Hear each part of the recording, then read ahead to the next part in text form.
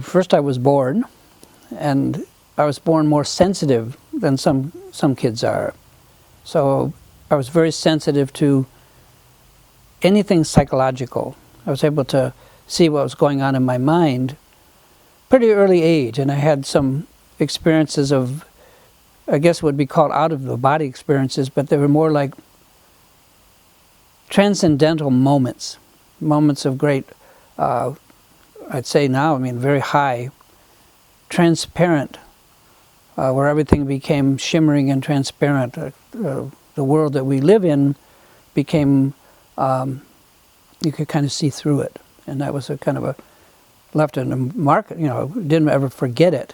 And so that started really young. But that also kind of alerted me that this is something, I liked that experience. It was different and it was high. And so that I was on the lookout as I was growing up for that kind of experience again. And and I began to, as I got older, gravitate toward any writings, anyone that would talk about these inner experiences. In 1961, I hitchhiked and traveled with Bob Dylan. I was part of a whole group of folk music. There was a whole, basically what was called the circuit. There was a circuit that we hitchhiked from Cambridge, Massachusetts to New York City, to either Oberlin or to Ann Arbor, to Madison or Chicago, to Berkeley and back. And so people were constantly traveling this route. And so I hitchhiked with Dylan for a while, and then in Ann Arbor I helped Dylan put on one of his concerts. It was, I'm told I forgot some of the stuff that someone just reminded me that helped him put on a concert in the Michigan Union in Ann Arbor. And I certainly remember with him, sitting with him in what's called the Mug, the Michigan Union Grill,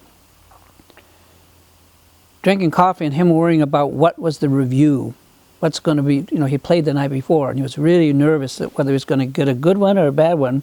He got a good one, and then he went on, hitchhiked out of town, and so went on to the next place that he was going. So I was part of that movement. I never became a really good player. I played guitar, but mostly I hung out with people like Dylan, or I traveled with this guy called Perry Letterman, who was a great instrumentalist. If Dylan and I could know each other today, we both would agree that no one ever played instrumental guitar, what's called Travis style picking, three-finger picking, like Perry Letterman. And he died and really recorded almost nothing, but he could play something that had movements like a symphony, but that was just exquisitely good. He couldn't sing, but he could play. Anyway, to make kind of the long story short, back then, the music, the folk music, we were all trying to preserve folk music because it was dying out, and we would go back to the roots. People like Dylan weren't writing songs of their own. We were all doing songs that were traditional, and we tried to, and if you did a song right, you traced it all the way back to where it came from, Scotland or Ireland, and you did it as authentically, and you preserved it as perfectly as you could. And this also extended with the Newport Blues Festival, Jazz Festival and stuff like that, to blues music, but it was always acoustic country blues. And so we just adopted the same attitude toward blues, that gee, here's a dying music, we should preserve it. And then somewhere along in there, in the middle 60s, not in 1961, not in 1962, it must have been 63 or 64, somewhere along there we realized that blues was not a dying thing, was very much alive. Not only that, but it was just playing across town in a black section, in a bar or something, that just, most white people didn't go there. And we began to go there. So we would travel to Chicago, and we'd watch great players like Little Walter play in the south side of Chicago. And his was in a little bar called Teresa's Lounge. And here were great beings, great players, but also kind of beings like you maybe wished your father was, that had so much life experience that just hanging out with them just spending time with them was like an education. And so this became so important to me that I became very, very involved with blues. We started a blues band. But in 1965, the same time that the Grateful Dead in San Francisco started their band, my brother and I started a band in Ann Arbor called the Prime Movers Blues Band.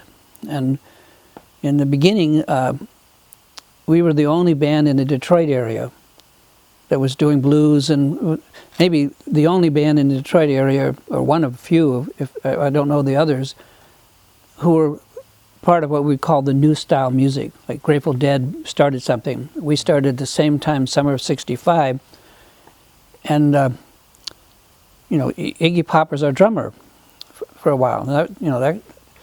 And I haven't seen him in a long time, but he did do a shout out to me a year or so ago in Ann Arbor when one of our friends died, and his guitar player died. Ron Ashton was a really great guy, and so Iggy remembered the Prime Movers. So both he and Ron were graduates of the Prime Mover. I think I was a pretty exacting boss or leader of the band in terms of practicing. I really believed that you had to do things in a certain way, and so we did. So I studied black music for many, many years. That's all that I did. And I'm a really concentrated kind of guy. I mean, when I study something, I just go all the way. I just do it. And then when I got a chance to meet all these people, I helped to put on the 1969 and 1970 Ann Arbor Blues Festivals. Now, I wasn't part of the group that actually did the physical putting it on. Because I knew some of these players and I'd been around, I was invited to be the person that took care of them behind the scenes, you know, that saw that they had food and they had alcohol, which like made me really popular because it was a big drinking thing. But what was so amazing here is that the 1969 festival was the first time that all these great blues players like Howlin' Wolf and Muddy Waters and so forth ever got together as a large mass of people. Maybe in a club there'd be two of them there at the same time, or two or three people, but they never had hundreds of them there, including the band members. And suddenly, here was this music being presented like it never had been to a white audience, mostly.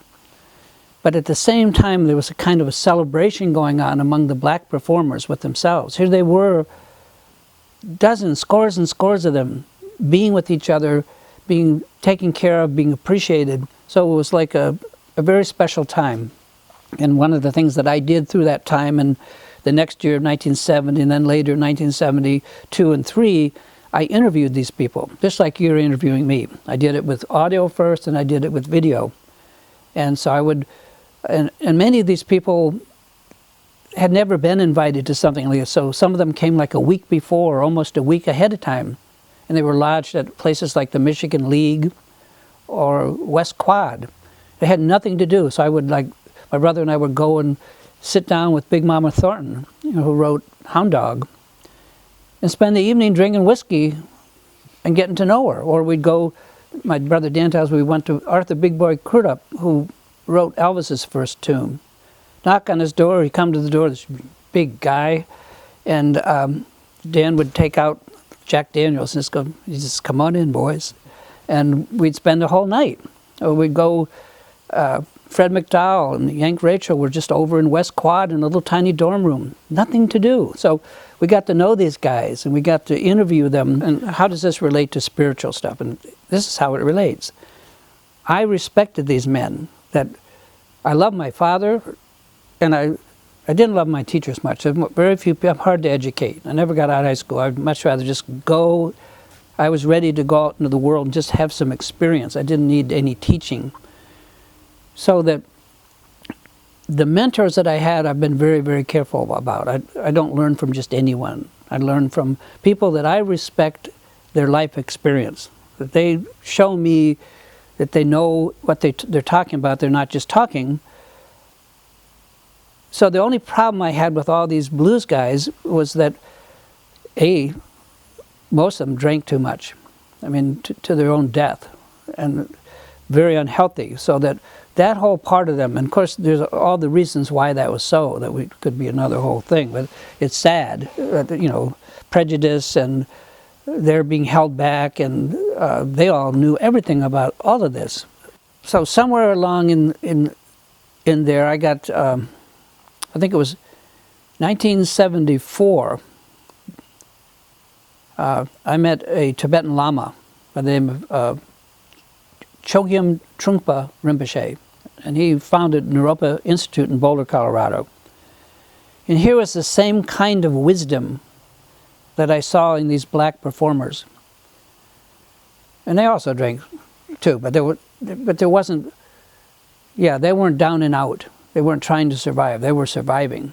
So suddenly I was getting this, realized that a lot of what I saw in black music, because I love the music to this day, every little bit of it. And so when I when I began to get into the Tibetan Rinpoches, I met the kind of person that had this incredible knowledge of life, but also was just the pure spiritual stuff. A lot of it I was taking from the wisdom of the black performers, but here I was just getting it without the music, without the alcohol, without the problems, all the suffering that was involved there. And I've been in, you know, from that point onward, I became more and more interested in just how the mind works.